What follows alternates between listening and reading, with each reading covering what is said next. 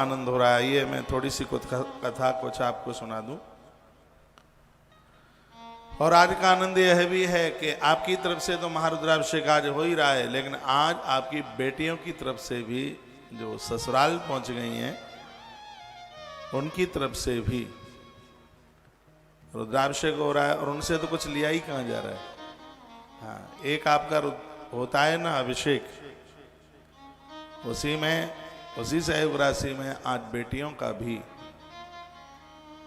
आज महारुद्राभिषेक हो रहा है। ये भाग्य ही है, प्रभु कृपा है। धीमे धीमे दिन निकल गए, पता ही नहीं लगा। और आज तो बिल्कुल अब कल समापन ही है, कल आयोजन का समापन है, कल महारुद्राभिषेक है। कल अद्भुत है। कल जो आज नहीं पहुंचे हैं, कल भी पूर्णाहुति में समापन में अपनी हाजिरी लगा दीजिए। कल जो यज्ञ परसों कर रहे थे, अब वो हम कल ही कर रहे हैं, क्योंकि हमारे आचार्यों ने कहा महाराज जी आप चले जाएंगे तो पूर्णाहुति में आनंद नहीं आएगा। इसलिए भंडारा यज्ञ की पूर्णाहुति, हवन यज्ञ, कल भी बहुत अभिषेक होंगे और रात्रि तक पूरा कार्यक्रम समापन की तरफ होगा। कल का बड़ा अद्भुत आयोजन है। कुछ छोटी मोटी सूचनाएं होंगी वो मैं अभी दे दूंगा। आइए मैं थोड़ी कथा की तरफ बढ़ूं। कल कथा में मुझे बहुत आनंद आया, बहुत ज्यादा। यूं तो रोज ही कथा ठीक हो रही है। कल मेरी आंख में आंसू सावन बनकर के बरस रहे थे। ऐसा लग रहा था कि सती माता का पूरा चरित्र मेरी आंखों के सामने हो रहा है। माता ने अपना शरीर छोड़ा और अग्रसर जन्म में वो हिमाचल पर्वत के यहाँ पार्वती बनी। सौनक्षियों ने महात्मा सूत जी को पूछा, वो माता पिता कितने बड़भागी हैं जिनके घर में पार्वती जैसी बेटी आई। तो आप थोड़ा मैना के बारे में, जो पार्वती की मां है, उस मैना के बारे में आप बता दें। मैना हमारी और आपकी बुद्धि है, ऐसी बुद्धि जिसमें अभिमान ना हो, अहंकार ना हो। नहीं तो बुद्धि में अभिमान बहुत ज्यादा आकर के बैठता है। मैं कुछ भी नहीं हूं, उसे ही तो मैना कहते हैं। पूरा जीवन निकल जाता है सत्कर्म करते हुए, सत्संग करते हुए, लेकिन बुद्धि के ऊपर कोई फर्क नहीं पड़ता। इस मैना को देखिए, जिसने अहंकार को धूल धूसरित किया। ये साधारण नहीं है, ये मैना जो मां भगवती पार्वती को प्रकट करती है, ऐसी बुद्धि। इसके पूर्व चरित्र के बारे में कहा गया, वेदे प्राज्ञ वदे दानिम मैनोत उत्पत्तिम समा आदरेत। ब्रह्मा जी ने अपने पिताजी को पूछा मैना की उत्पत्ति के बारे में बताएं। तो जवाब दिया, पितरों की 3 कन्याएं थी। एक का नाम था धन्या, एक का नाम था कलावती और एक का नाम था मेनका। तीनों के नाम वर्णन है। बताया गया, मैना नामनी सुता ज्येष्ठा मध्या धन्या कलावती अंत्यायेता सुता सर्वा पितृणा नाम सूद्भव। मेनका, धन्या और कलावती, ये 3 पितरों की बेटी हैं, सगी बहनें। एक बार तीनों की तीनों श्वेत द्वीप में नारायण के दर्शन करने को गई। भगवान को इन्होंने वंदन नहीं किया, प्रणाम नहीं किया। जो देवताओं को प्रणाम नहीं करता, देवताओं का क्या बिगड़ेगा। पुण्य तो हमारे छीण हो जाए। 1 लाख उल्लू मिलके ये कहेंगे सूर्यदेव हम तेरा मुंह नहीं देखते। मन देख भाई, सूर्य का क्या बिगड़ेगा। हम तो तुझे देख के आंख बंद करेंगे, तो कर लो ना, खोपड़ी फूटेगी दीवार से टकरा के। सूर्य भगवान का क्या बिगड़ने वाला है। बहुत नास्तिक लोग भगवान के ऊपर एहसान करते हैं, कहते हैं हम तुम्हारा मुख नहीं देखेंगे, हम तुम्हारा दर्शन नहीं करेंगे। इसमें सूर्यदेव का बिगड़ने वाला क्या है। इसमें क्या भगवान का बिगड़ेगा। हम उसका भोग नहीं लगाएंगे तो वो भूखा रह जाएगा। हम उससे फूल नहीं चढ़ाएंगे, हम उसकी आरती नहीं उतारेंगे, तो क्या उसकी सत्ता समाप्त हो जाएगी। इन सब चीजों से हमें सुकून मिलता है, इसलिए हम करते हैं। तीनों के तीनों जाके कोने में खड़ी हो गई, झुकी नहीं, बिल्कुल दंड की तरह खड़ी। इतने पर वहां पर ऋषि कुमार आ गए, सनत कुमार आए। ग्रंथ में लिखा है वह मुनि वहां पर आए तो यह देवियां तो उन मुनियों के सामने, संतों के सामने भी नहीं झुकी। कृता प्रणामम विष्णु च संस्तुति भक्ति संयोता। स्वयं सनत कुमारों ने भगवान विष्णु को प्रणाम किया, लेकिन तिस्त्रो भग्निया या तस्त्रा नूतस्तुस्तस्त मोहिता, उन तीनों बहनों में से एक भी न साधुओं को प्रणाम किया न भगवान को प्रणाम किया।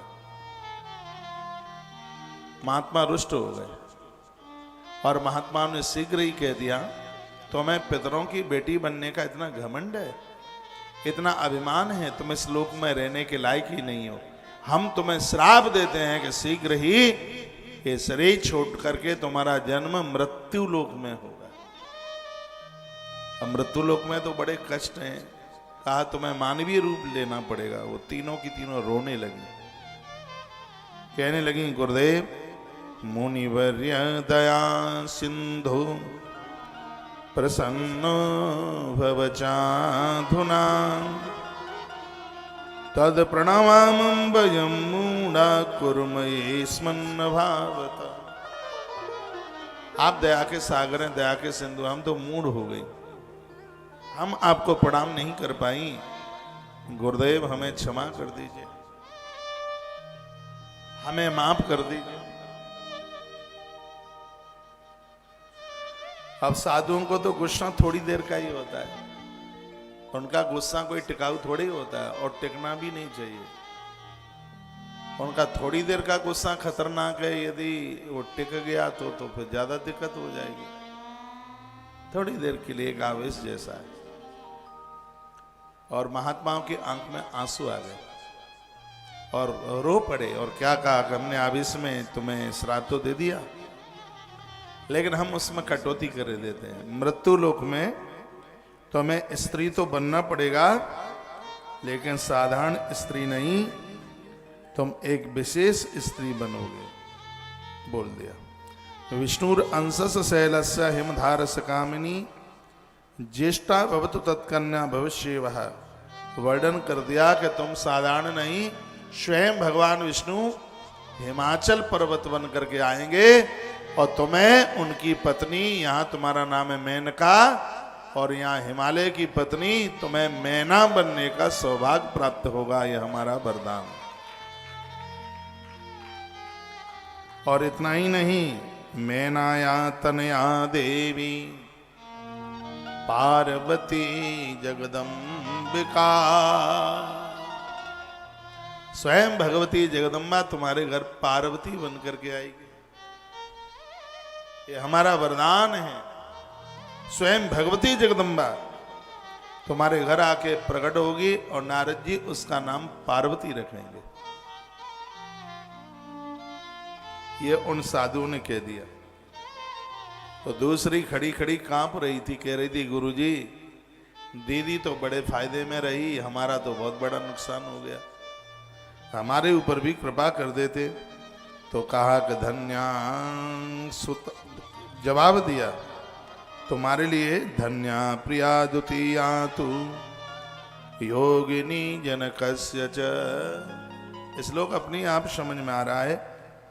तस्य कन्या महालक्ष्मी नामना सीता भविष्यति। धन्या तुम्हारा जन्म त्रेता में होगा और तुम महाराज जनक की पत्नी बनोगी, जनक की पत्नी बनोगी, और उस समय तुम्हारा नाम होगा सुनयना। और यह हमारा वरदान है, तुम्हारे यहां स्वयं भगवती चल करके आएगी, शक्ति चल के आएगी। महालक्ष्मी नामना सीताया भविष्यति। उस शक्ति का नाम, तुम्हारी बेटी का नाम। कहां जा रहे हो? कहां जा रहे हो? पीछे लौटो, अभी तो मैं घुमाता हूं। ये कौन कौन निकल गए? फैलाएंगे, भेजूं फिर वापस आ जाओ।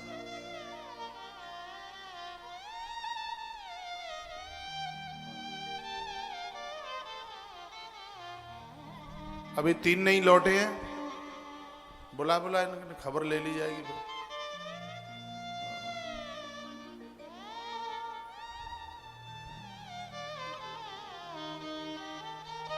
अरे पानी बढ़ा हुआ है नदी में, ये बदमाशी करते हैं, कहीं कोई बात हो जाए।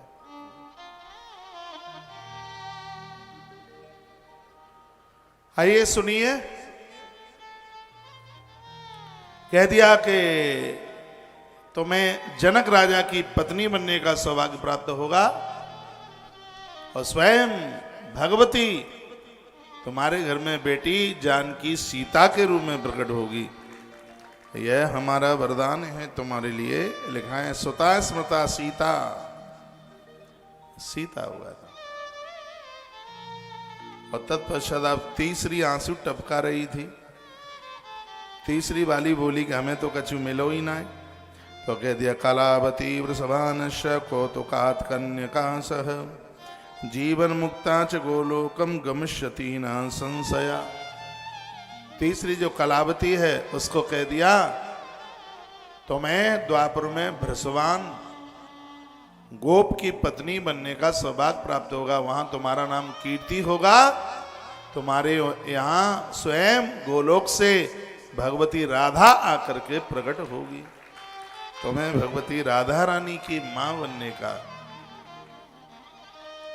सौभाग्य प्राप्त होगा। और इतना ही नहीं, बड़ी वाली को कहा तुम्हारे यहां महादेव दामाद बन करके आएंगे।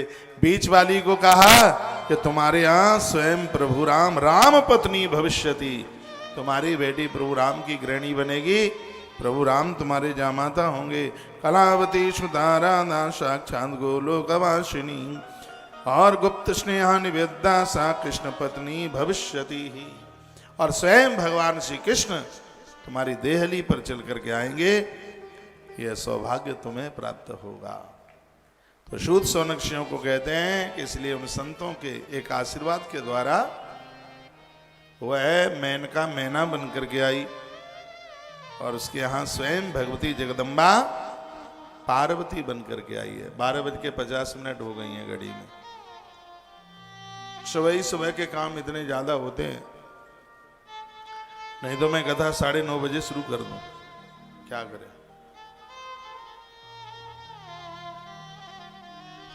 और फिर यहां अनुष्ठान भी चल रहा है।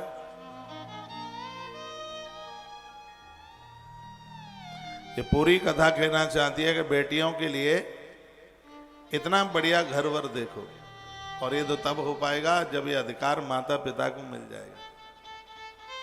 उन बेटियों का इतना आदर होता है समाज में और रिश्तेदारी में, जो बेटियां माता पिता के कन्यादान करने पर उनके द्वारा घर वर देखा जाए और तब वो ससुराल पहुंचे। देवता भी आदर उन कन्याओं का करते हैं, बेटियों का करते हैं।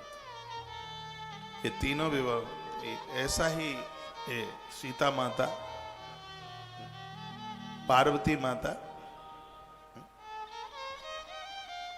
भगवती राधा रानी तो अल्लाह भी नहीं सकती है क्या।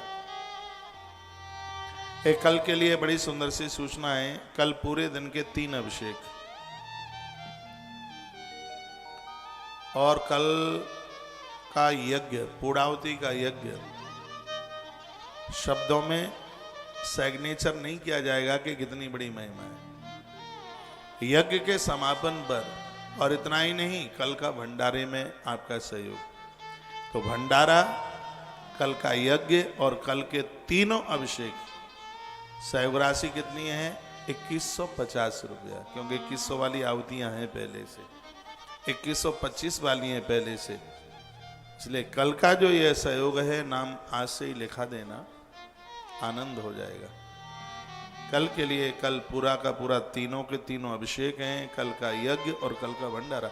शायद आपको ध्यान हो तो मैंने एक दिन अनाउंस किया था कि जिस दिन इस यज्ञ का समापन हो, मैं भंडारे का अनाउंस कर दूं तो उससे चूक मत जाना,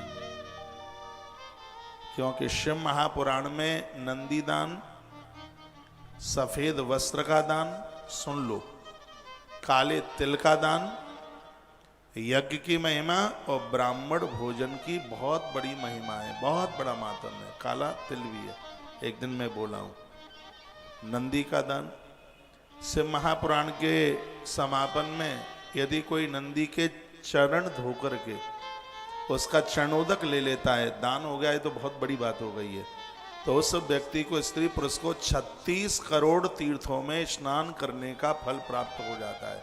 कल तो नांदिया मैं भी ढूंढूंगा, कहीं मुझे मिल जाएगा तो उसके चरण से जल लगाकर चरणोदक लेने से, पुराण में वर्णन है इसका। 36 करोड़ तीर्थों में स्नान करने का फल प्राप्त होता है। और जब कल नंदी का दान हो गया, ये बहुत बड़ी बात है। ये तो बहुत बड़ी बात हो गई, ज्यादा ही बड़ी हो गई। तर्पण होम करई विधि नाना, विप्र जिवाय देई दिन दाना। ये कौन करते थे? श्री भरतलाल जी। ब्राह्मण को जमाते हैं, यज्ञ करते हैं, अभिषेक करते हैं, ब्राह्मणों को दक्षिणा देते हैं। तो शिव महापुराण के आयोजन में यह सब चीजें बहुत ज्यादा विशेष हैं। तो इसमें कल का सहयोग एक छोटा सा है बिल्कुल, उसका कृपया आप रजिस्ट्रेशन नंबर ले लें। कल का यज्ञ, कल का भंडारा और कल के महाअभिषेक, महारुद्राभिषेक भी है, कल का यज्ञ भी है और कल का ब्राह्मण भोजन भी है। और क्या रह गया? और भी है चौथा कुछ? 3 ही बताए। कल का यज्ञ, कल का महाअभिषेक और कल का भंडारा। एक और कर दें तो 4 पुरुषार्थ हो जाएंगे। और एक चौथा और है, वो है कल नंदियों के लिए लड़ुआ। तो शिव महापुराण अद्भुत से अद्भुत हो जाए। शिवराशि कितनी है? इतनी सी है जैसे चुकटी में नमक भर के डाला जाता है सब्जी में, 2150। इस देश में कहीं कोई कमी नहीं है देने वालों की, बस उदारता होनी चाहिए। उदारता, कोई फर्क नहीं पड़ता। सुबह से इन बहनों को 8 कुछ देने में मुझे अच्छा लग रहा है। पूरे साल भर तो आप हमें देते हैं, मुझे इतना सुकून लग रहा है। भले ही वो थोड़ा था, 100 ही रुपया था, मन तो यह बनाया था कि 500 रुपया दूं। हृदय की बात बता रहा हूं। सो देखा तो उतना था नहीं। चलो इस साल नहीं हुआ तो अगली बार हो जाएगा। इस नोट को खर्च मत करना, इसको संभाल करके आप रखना। अभी नहीं, अभी बैठिए, कथा चालू। हाँ, भगवान को बना तो आनंद होता है, ये सब कुछ करने में आनंद होता है। कहीं कोई कमी नहीं आती प्रभु कृपा से। मैंने तो कोशिश करी थी साड़ी के, हमारे वहाँ कांटेक्ट होते हैं मथुरा में, तो बड़ा हिसाब से सामान मिल जाता है। यहाँ 450 से नीचे साड़ी आई नहीं रही थी, तो बिल बैठ रहा था ज़्यादा। पिछले साल तो खूब साड़ी पर साड़ी बटी। मन तो यहाँ भी बनाया था, लेकिन वहाँ वो संभव फिर हो नहीं पाया। और मुझ जैसा आदमी काम जो है वो एक अपनी जैसी जो क्षमता है उस हिसाब से भी, कोई ऐसा सर्टिफिकेट तो लेना नहीं है कि महाराज ने सब बहनों को साड़ियाँ दी। चलो पिछले साल हो गया था, बन गई थी व्यवस्था। तो मुझे तो आज जो भी आपके हाथ पर रख करके जो राखी बंधी है उसमें मुझे बहुत आनंद आया है। मैं अति प्रसन्न हूँ, मैं बहुत ज़्यादा खुश हूँ, आनंद हुआ। ताली बजाना मत आप, बिल्कुल। आश्रम के नंबरों पर अभी जुड़ जाना, एकदम अभी इसी समय। और आश्रम में से अनाउंस का पता भी नहीं है, जो अनाउंस मैं आपके बीच में कर रहा हूं।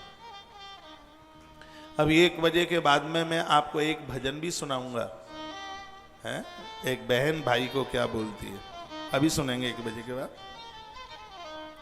तुलसी तपोवन यूट्यूब चैनल पर फटाफट जुड़ करके उस भजन को भी सुनना। और आज भगवान शंकर के अवतारों की कथा है। 112 अवतार हुए ना महादेव के, वो आप सुनिएगा। कल 12 ज्योतिर्लिंगों की कथा सुना करके कार्यक्रम को विराम दे देंगे। सावन का महीना 31 दिन का यह अनुष्ठान, आपने चाहे अभिषेक कराए हो चाहे सो कराया हो, मैं 2 बातें आपको बोले देता हूं। एक तो इस यज्ञ में ब्राह्मण भोजन में नंदी के लिए लड्डू और 3 अभिषेक मायना रखते हैं। मैंने बोला होगा, एक सुबह का जो अभिषेक है वो भक्ति देता है, दोपहर का जो अभिषेक है वो संकल्प पूर्ति कराता है। आप जो संकल्प ले लेंगे तो पूरा हो जाएगा, और शाम का जो अभिषेक है वो शांति देता है। इसलिए कल का आयोजन शाम तक ही होगा, जैसे रोजाना 8:30 बजे तक चलता है तब तक ही चलेगा। और मैं तो कहूँगा, आप मेरी बहुत बातों का विश्वास करते हैं, ये भी कर लेना। कल समापन का जो अभिषेक है, समापन का कल यज्ञ है और ब्राह्मण भोजन भंडारा है। यदि है भी नहीं तो अपनी सहेली से भी ले लोगे तो भी घाटा नहीं है, बरकत होगी, बहुत आनंद हो जाएगा। कल का इतना अद्भुत फंक्शन है, आगे की सूचनाएं तो सब आपको पता ही है। कल का जो ब्राह्मण भोजन के साथ यज्ञ, नंदियों के लिए लडुआ और 3-3 अभिषेक, एक ही सहयोग राशि में कितना, 2150 रुपया। सहयोगी बनिए। आप पूछ रहे हैं क्या 7मुखी रुद्राक्ष नासिक में भी दिया जाएगा, बॉम्बे में भी दिया जाएगा, पूना में भी दिया जाएगा, नासिक में भी दिया जाएगा और यदलापुर में भी दिया जाएगा। यहाँ के पूजे हुए सप्तमुखी रुद्राक्ष लग गए मेरे हाथ में महादेव की कृपा से, नहीं तो ये चीजें सब मिलती ही कहाँ है। मेरे हाथ में आ गए तो प्रसाद रूप में आपको मिलेगा। आश्रम के नंबरों पर कांटेक्ट संपर्क कर लें आप और रजिस्ट्रेशन नंबर ले लें और मेरी बहनें मुझे आशीर्वाद दे दें, और मैं सदैव आपसे लंबी आयु का आशीर्वाद मांगता हूँ। हाँ, क्योंकि अभी शुरुआत है, बहुत कुछ करना है। स्वास्थ्य ठीक रहे, स्वास्थ्य ठीक है तो सब काम फटाफट होते रहेंगे प्रभु कृपा से। अभी तक तो बिल्कुल तंदुरुस्त है स्वास्थ्य, 1% भी कहीं कोई दिक्कत नहीं है। ऐसे ही चकाचक बना रहे। मेरी बहनें ऐसी प्रार्थना भगवान से करें, और मैं भी परमात्मा को प्रार्थना करूंगा आप अपनी ससुराल में, अपने घर में बहुत आनंद के साथ में जीवन का निर्वहन करें। आश्रम के ये मोबाइल नंबर आप अपने पास रखिए, आश्रम का कोई भी अकाउंट नंबर लिख करके अपने पास में रखिए। जब भी कोई शादी विवाह, जो भी कोई ऐसा फंक्शन होता है तो उसमें आप ये सहयोग करके तत्काल इस धर्म के पुण्य के भागीदार आप बनते हैं। तो ये सब अपने पास में आप रखिए। आप तो जुड़े ही हैं और अपनों को भी जोड़िए। नाच सिखाइए, कथा के जजमान बन के पधारिए, पोथी के जजमान बन के पधारिए। सब सहयोग राशियाँ आपको पता है। मुंबई का आयोजन बड़ा अद्भुत है, पूना का भी बड़ा अद्भुत कार्यक्रम है। भले ही एक दिन के कार्यक्रम है, आनंद बहुत देंगे। सगरे आयोजन यह कैंसर हॉस्पिटल के लिए समर्पित हो रहे हैं। जो आप गौ माता के लिए सहयोग करते हैं वो छांट के गौ माता के खाते में चला जाता है। कल रात्रि को मेरे पास एक ऐसी वीडियो आई, अभय ने भेजी थी, और मैंने तत्काल जगदीश पहलवान को मैंने फोन लगाया रात को। मैं कल गया था, कहीं सावेर गया था मैं कल, तो रास्ते में मुझे आश्रम के साथ जुड़े हुए हैं मधुसूदन मालवीय, उनके यहाँ गया था, बड़ा आग्रह था उनका। तो मुझे वो वीडियो, मैं इतना परेशान था उस वीडियो को देख के, मैंने तत्काल रात को ही पहलवान जी को मैंने कहा अभी इस गौशाला में जाओ, सैकड़ों गाय मरी पड़ी हैं। माठ पड़ता है वृंदावन से आगे, गैया बिल्कुल घुटने पाम सब उसके अंदर जमीन में। इतना रोना आ रहा था, इतना कष्ट हो रहा था। मैंने कहा बची हुई जितनी गाय हैं उन सबको तत्काल तुलसी तपोवन गौशाला पहुंचाओ। ये बदमाशी करें तो पुलिस का सहयोग लो। मैंने तो आज हमारी टीम सुबह ही पहुंच गई है वहां। अब मुझे यहां से जाने के बाद पता लगेगा। हमने कहा टोटली गाय हैं जितनी भी हैं, चाहे वो 500 हो चाहे वो 1000 हो, गौवंश मारने के लिए नहीं है। तत्काल अपने साधन वाहन लगाओ और गायों को शीघ्र ही गौशाला पहुंचाया जाए। और ऐसी गौशाला की हालत जिसके पास 1400 एकड़ जमीन है, वो वीडियो में हम देख रहे थे। 1400 एकड़ और गौशाला को धंधा बना लिया है।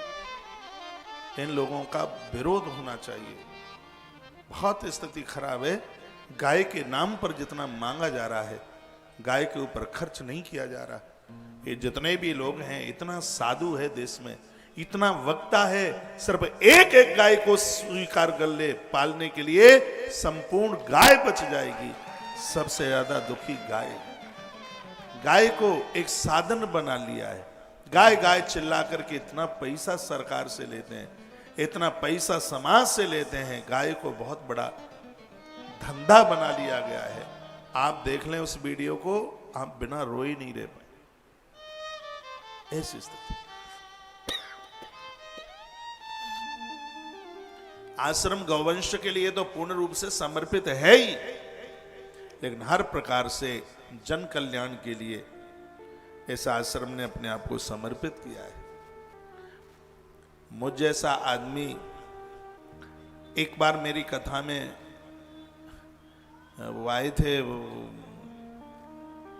नारायण सेवा संस्थान वाले, कैलाश मानव जी। 2010 की बात है। बहुत बड़ा आयोजन था वृंदावन में।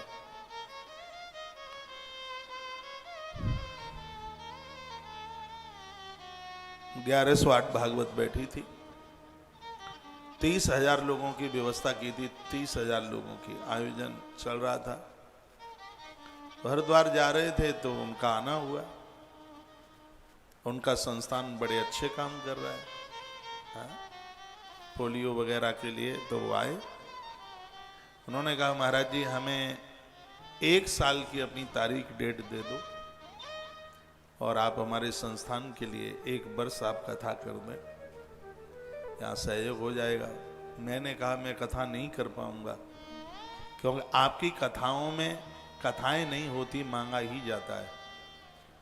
और मेरी कथा एक दूसरे हिसाब की है।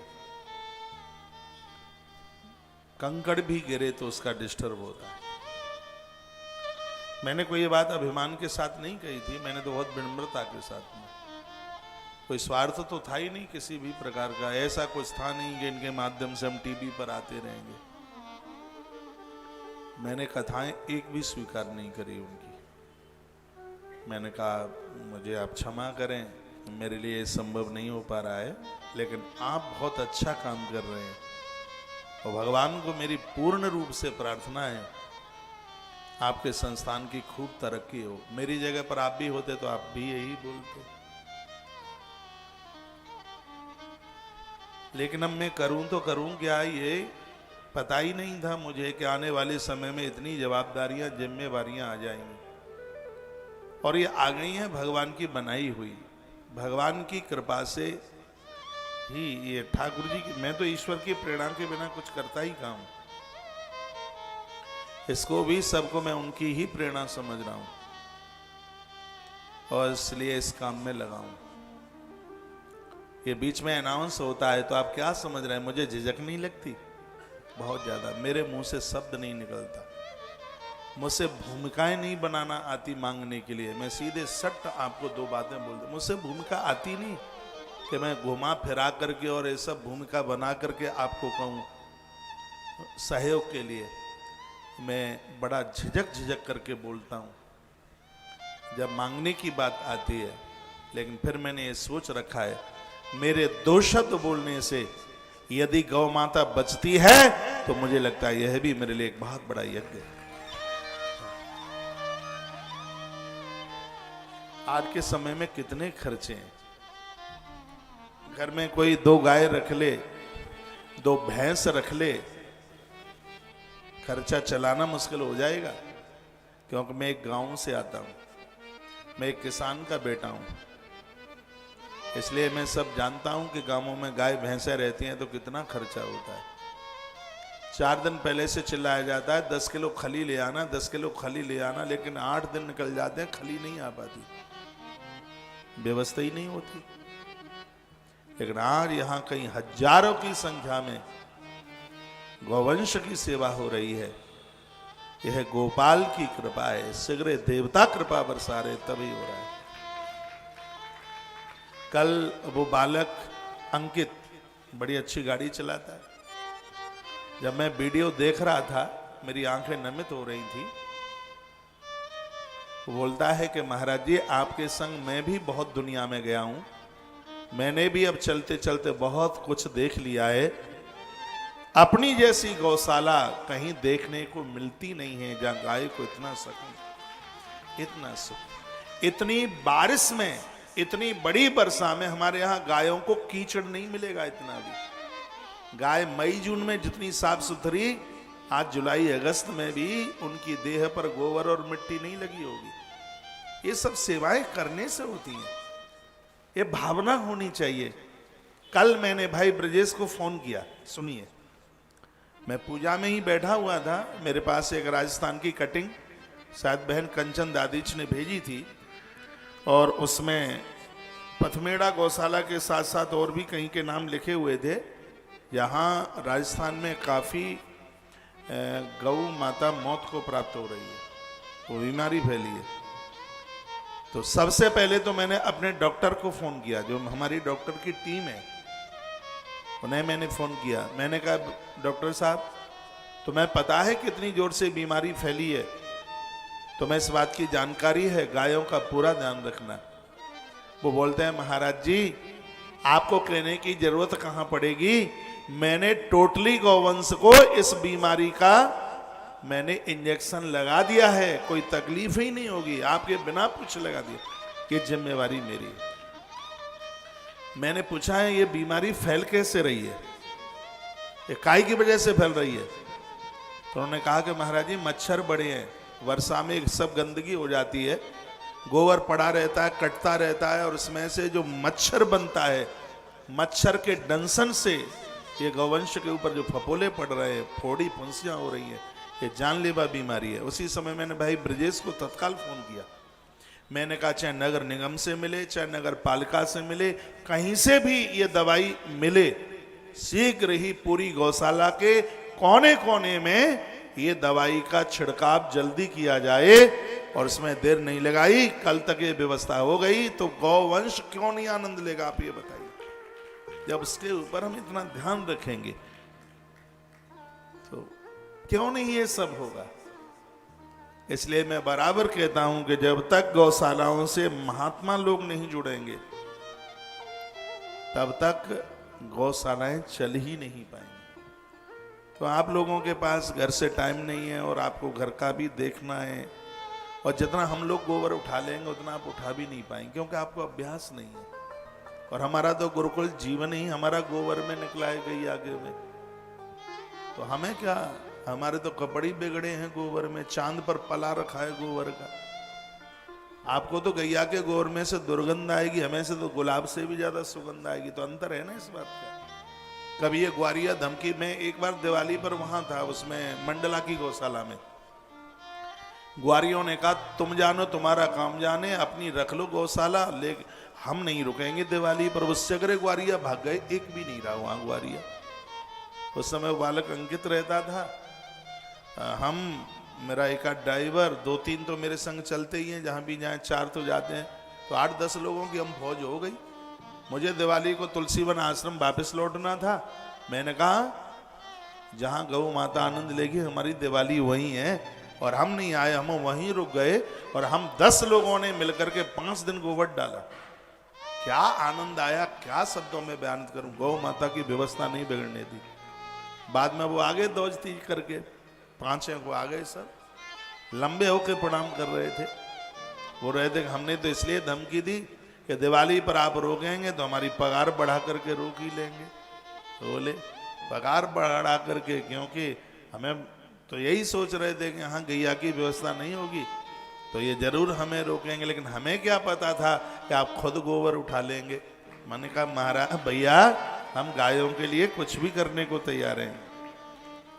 तो आज तुलसी तपोवन गौशाला का जो गोवंश एक बहुत आनंदमय है, उसमें एक सबसे बड़ी बात यह भी है कि गाय माता के साथ में हमारा उत्साह जुड़ा हुआ है। मैं तो पूरे देश को कहना चाहूंगा, गाय को बचाने के लिए हमें और आपको सबको आगे आकर के उसके मददगार के रूप में खड़ा होना पड़ेगा। ये तो बहुत बड़ी दिक्कत हो जाएगी। किसी भी देश में बच्चों का मरना, स्त्री का मरना और गाय का मरना कभी भी शुभ नहीं होता। इस समय बड़ी जोर से भयानक बीमारी फैली है। आप सहयोग करें, यदि किसी गौशालाओं में ऐसी दिक्कत है तो मच्छर वाली दवाई का छिड़काव करें। मैं अपने डॉक्टर को पूछ करके आज कल यहां से अनाउंस करा दूंगा कि उन्होंने बहुत होशियार है, उन्होंने कौन सा टीका लगाया है गायों को, जो हमारे यहाँ एंट्री नहीं है इस बीमारी की। सब गौवंश सुरक्षित है, उधर नंदीसाला तक, साणों तक सब सुरक्षित है। उन्होंने पहले ही टीका लगा दिया सभी गायों को, वो सुरक्षित है। मैं कल उन्हें पूछ करके इंजेक्शन फिर यहां से मैं बोल दूंगा। आश्रम के सभी नंबर चालू हैं जो मैंने अनाउंस कल के कार्यक्रम, कल 13 तारीख है ना, 13 ही है हाँ। तो कल के कार्यक्रम के लिए आप आश्रम से रजिस्ट्रेशन नंबर ले लें। महाराज जी मेरे पास 4 गिर गाय हैं, 2 उनकी बच्चियां हैं, 2 बैल हैं और 2 अलग नस्ल की गाय हैं, साहिवाल हैं और गिर की मिक्स हैं। कुछ ऐसी दिक्कत आ गई है जिससे मैं इन्हें रखने में असमर्थ हो चुका हूँ। आप ये सब वृंदावन भेज दें, तुलसी तपोवन गौशाला। जितना भी आपने गौवंश का नाम लिया, और भी मैं कहना चाहूँगा, आज वर्तमान समय में हमारे पास इतनी व्यवस्था है, एक ही रात्रि में 5000 गैया आ जाए तो हमें कोई तकलीफ नहीं होगी। इतनी भगवान की कृपा से यह व्यवस्था है। अर्थ का तो मैं टेंशन करता ही नहीं, क्योंकि मेरे पास में इतने मजबूत आपके हाथ हैं, तो अर्थ की तो मैं कभी टेंशन पालता ही नहीं। मैं अर्थ की मैं कभी सोचता ही नहीं हूँ कि इतना सब गौवंश बढ़ जाएगा तो ये सब व्यवस्था कैसे होगी। मेरे ईमान पर भगवान आज व्यवस्था कर रहा है, मेरे ईमान पर वो कल भी व्यवस्था करेगा। इन गायों को चौड़े में मन छोड़िए और चाहे जहां गौशाला मत भेजिए। आज गौशालाओं में भी गौ माता को जेल जैसी दिक्कत, जेल में आदमी को, कैदी को उतनी दिक्कत नहीं होगी जितना कि गाय को परेशानी हो रही है। जहां भी गौशालाओं में गाय को आप छोड़ के आते हैं, दे के आते हैं, पहले वहाँ का वातावरण, वहाँ की खुराक, वहाँ की व्यवस्था, गौशाला कैसी चल रही है वहाँ की बिल्डिंग से पता नहीं लगेगा। गौशाला कैसी चल रही है वहाँ जो बड़ी बड़ी इमारतें बनी हैं उससे पता नहीं लगेगा। गौशाला कैसी चल रही है ये गौ माता के हिष्ट और पुष्ट होने से पता चलेगा। तो गाय की जो तंदुरुस्ती है वो बता देगी कि गौशाला कैसी चल रही है। जहाँ मरी मराई गाय हैं, जहाँ चक्कर खा रही हैं, और ऐसे जेल खाने में आप गाय को छोड़ आए तो ये बहुत बड़ा, बहुत ज्यादा अपराध हो जाएगा। इसलिए मैं आपसे बोल रहा हूं कि आप गायों को छोड़ आए, गौशाला ले आए वृंदावन। इतना आप कर लीजिए कि अपना भाड़ा, अपनी ट्रांसपोर्टिंग करके एक बार इसकी वीडियो हमें भेज दें, क्योंकि हमारे यहाँ जर्सी गाय बिल्कुल नहीं ली जाती। हम देसी गाय के ही पुजारी हैं, और देसी गाय के लिए तो भैया हमें अपना रक्त भी पिलाने की जरूरत पड़ेगी। तो हम अपना खून निकाल करके बोतलें चढ़ा देंगे गौ माता को, यदि जरूरत पड़ जाएगी तो। बिल्कुल कोई दिक्कत नहीं है, आप आराम से गौशाला में अपनी गायों को भेज दीजिए। गौरक्षा दल के द्वारा कसाईयों के हाथ से छीनी गई गाय, पहला फोन तुलसी तपोवन गौशाला को ही आता है, और गौशाला मना नहीं करती। इसलिए हमारे यहाँ बड़ी तेजी से गोवंश बढ़ रहा है भगवान की कृपा से। और ये मैं आज रक्षाबंधन के समय पर इतने आनंद के साथ बात कह रहा हूं, हमारे यहाँ 2-2 साल तक एक भी गाय की मृत्यु नहीं होती। यदि 2-3 साल में कोई गाय शरीर छोड़ती है तो वो एकदम बूढ़ी होगी, बिल्कुल वृद्ध होगी, वही गाय मौत को प्राप्त होती है। नहीं तो भगवान की कृपा से हमारे यहाँ गैया मरती नहीं। ये गोपाल की कृपा नहीं तो और क्या है। गाय का मरना शुभ नहीं, गाय का मरना ये कभी शुभ नहीं हो सकता। आज गौ माता इतना आनंद में है क्योंकि उसका ध्यान रखा जाता है, उसका रख रखाव। यहाँ डेली ट्रक के ट्रक चो करके खल, हरा चारा, लड़ोई भरी हुई रहती है। अभी हमारी गाय गर्मियों में सरसों का तेल पी रही थी, पूरी सर्दियों में गुड़ की कमी नहीं होती। आप गोपाष्टमी पर आते हैं, बीच में आपका आना होता ही है, आप ब्रज यात्रा में आते हैं, या आपने वहाँ देखा है गाय को गुड़ डाल दोगे तो गैया मुंह फेर के खड़ी हो जाएगी। क्यों? क्योंकि उसका पेट पहले से इतना भरा हुआ होता है। हर खनोटे के ऊपर, हर गाय के ऊपर पास में नल लगा हुआ है, टोटी। नहीं तो इतनी बड़ी गौशालाओं में गैया प्यासी मर जाती है, ग्वारिया ध्यान नहीं देते। हमने तो ऐसी भगवत कृपा से व्यवस्था कर रखी है। मैं डेली वीडियो मंगाता हूं, आप मेरा मोबाइल ले लो। मैंने अभी फोन करके तो मंगा नहीं ली है, आप मेरा मोबाइल ले लो, इसमें कल की वीडियो आपकी मिल जाएगी। और देखो इतनी वर्षा हो रही है और सब जगह कीच खांचड़ हो रहा है। मैंने वो बालक राम नरेश है, दतिया का बच्चा है, वो इसको पूरा इन सब लोगों से काम कराता है। तो मैंने उसे कल कहा पानी इतना ज़्यादा गिर रहा है, चारों जगह कीच खच्चड़ हो रहा है, तो मुझे वीडियो भेज पहले, गैया कहीं परेशानी में तो नहीं खड़ी। मेरा मन खुश हो गया देख के। एक मच्छर एक मक्खी नहीं, गद्दा गायों के ऐसे चमक मार रहे हैं। मैं वीडियो भेज रहा हूं आपको, देखिए, आपका मन खुश हो जाएगा।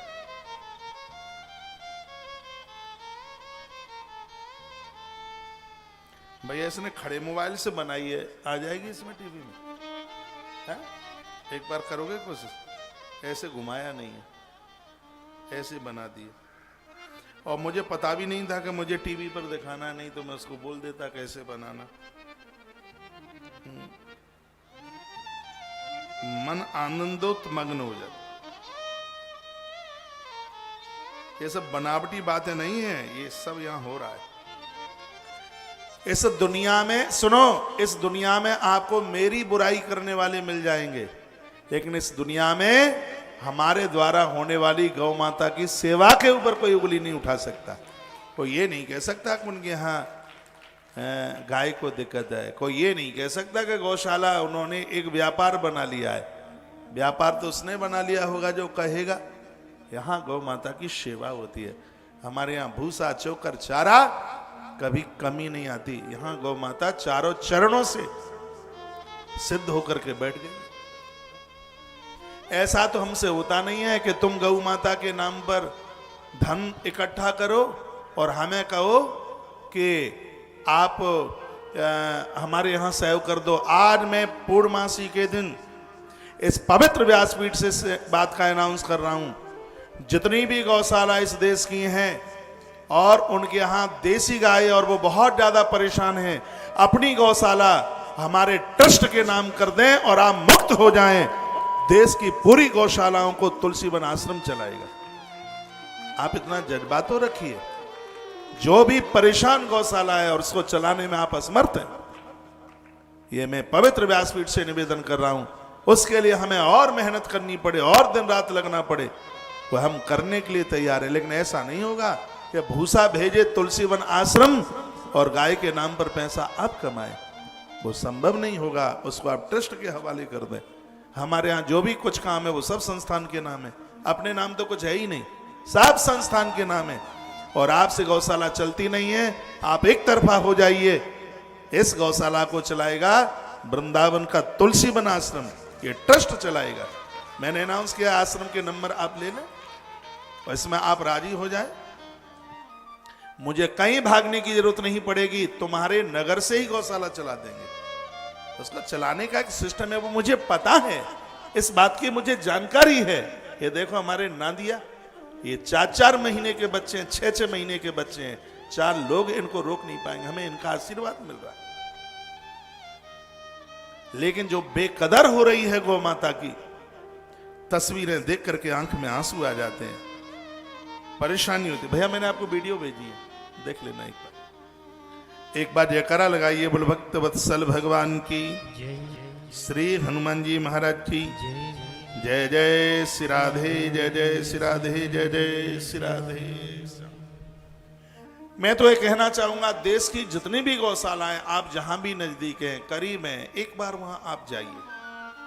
वहां के सिस्टम को सुधारने के लिए उनसे प्रार्थना कीजिए, उनको विनय करिए। आपके घर में जन्म तिथियां, जन्म तारीखें होती हैं, उनको कहिए कि हम सहयोगी बनेंगे। ये गौ माता दिक्कत में ना हो, परेशानी में ना हो। देश में गौवंश की हालत सुधर जाएगी और गौ माता को बचाना बहुत जरूरी होगा। गाय नहीं बचेगी, वर्षा नहीं होगी, अन्न पैदा नहीं होगा और पूरा सृष्टि का क्रम ही रुक जाएगा। इसलिए गौवंश को बचाना बहुत ज्यादा जरूरी है, बहुत ज्यादा जरूरी है।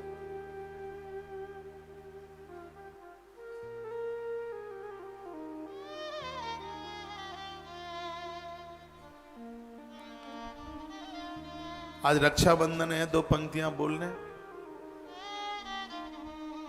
थोड़ा आवेश में मैं इसलिए बोल गया क्योंकि कल मैंने वीडियो देख करके मैं बहुत तकलीफ में रहा। मुझे बहुत कष्ट था, बहुत ज्यादा परेशानी थी मुझे। और देखिए इतनी परेशानी है उस गौशाला में जहां गाय पूरी कीचड़ में डूबी है। इतनी परेशानी में भी ये लोग गायों को देंगे नहीं देंगे। मुझे मालूम है देंगे। साल में हम ऐसी कितनी गौशालाओं से संपर्क करते हैं, गाय मरती है, इनसे कहा जाता है गाय हमें दे दो, लेकिन वो गायों को देंगे नहीं क्योंकि उनका व्यापार कैसे चलेगा।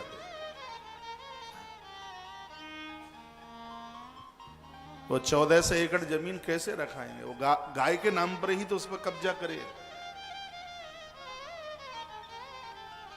इसका पूरा का पूरा ब्यौरा बना के मैं यूपी सरकार को इसके लिए एक लेटर बना करके भेजूंगा। मैं कहूंगा एक बार आप निगरानी कीजिए। हाँ, और जहां का मुख्यमंत्री एक महात्मा है, योगी है, और उसके प्रदेश में गाय ऐसे मरे, एक बहुत बड़ी शर्मिंदगी की बात हो जाएगी। और वृंदावन जैसी जगह पर, ये जगह वृंदावन से बस 5 किलोमीटर है। ये बात मैं बहुत कष्ट में बोल रहा हूं, बहुत परेशानी में बोल रहा हूं, और मुझसे रहा नहीं गया है बोले बिना। जब यहां गाय की ये हालत हो सकती है तो और देश में कितनी कैसी हालत होगी। धन्यवाद करूंगा उनका जिन्होंने ये वीडियो बना करके भेजा।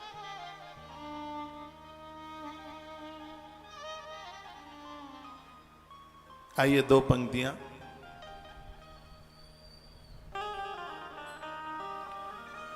भगवान को समर्पित कर दें। मां लक्ष्मी राजा बलि के दरवाजे पर जा रही है। दरवाजे पर भगवान चौकीदार बने बैठे थे, हाथ में सोटा लिया। सोटा जानते, डंडा। लक्ष्मी मैया आई तो उन्होंने गर्दन नीचे कर ली। पत्नी है, पत्नी देखेगी